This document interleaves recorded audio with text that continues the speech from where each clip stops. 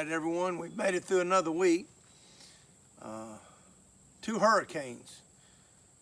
Laura to our right, Sally to our left, and we still don't have any rain here. I guess that's a blessing.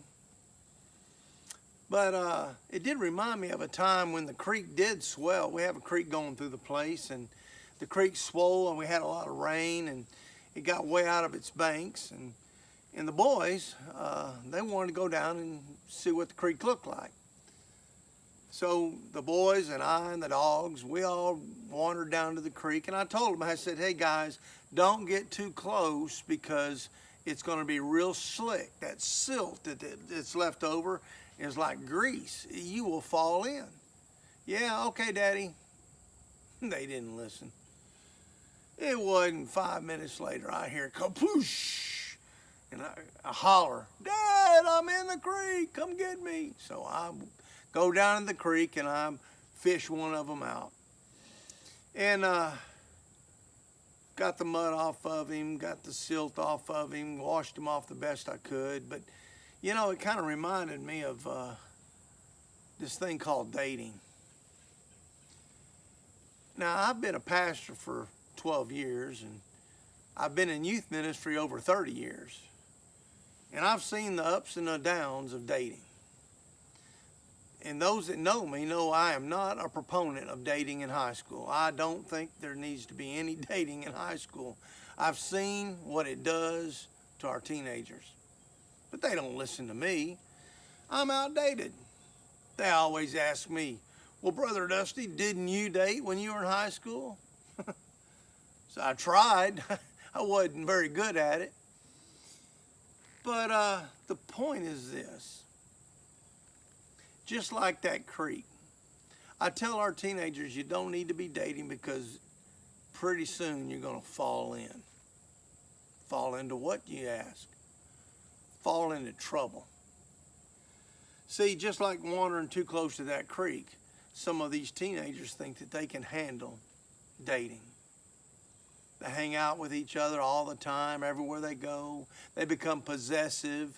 They make up and break up. I mean, I even saw one couple one year that would break up at one end of the hall and make up at the other end of the hall. This is back when I taught Bible there at the private school. And I tell them, why? Why do you want to add so much drama to an already very dramatic life? High school. It's all for love, they would say. I said, no, love's got nothing to do with it. But just like going too close to that creek, I've seen some of them fall in. And they'd have to clean the mud off of a broken relationship, or maybe the loss of a good friend, or maybe the mud of innocence lost. Yeah. It's tragic. All for what? Most of your relationships in high school never make it. Oh, I know, there's one or two or a half a dozen. In our high school, I can remember two in specific, very, very good friends of mine even today. Chris and Debbie. They made it. They got married, they had children, they've got grandchildren. But for the majority of them, they don't make it. All for what? See, God wants the best for us. He does.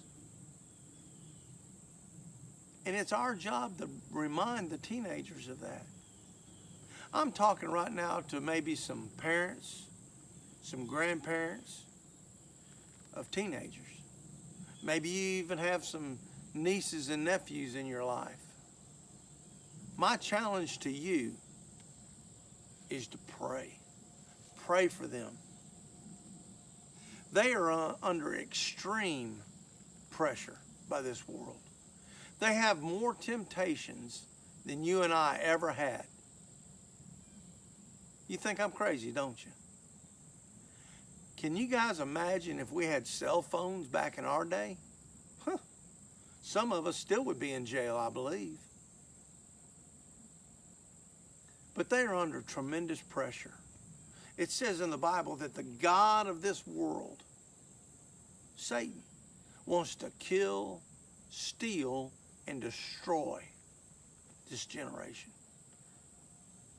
It's up to you and I. We need to pray for them. So my challenge this week is to pray for your children, for your grandchildren, for your nieces, for your nephews. Call them out by name to God. Ask God to protect them. It's up to you and I. I wish somebody would have prayed for me. How about you?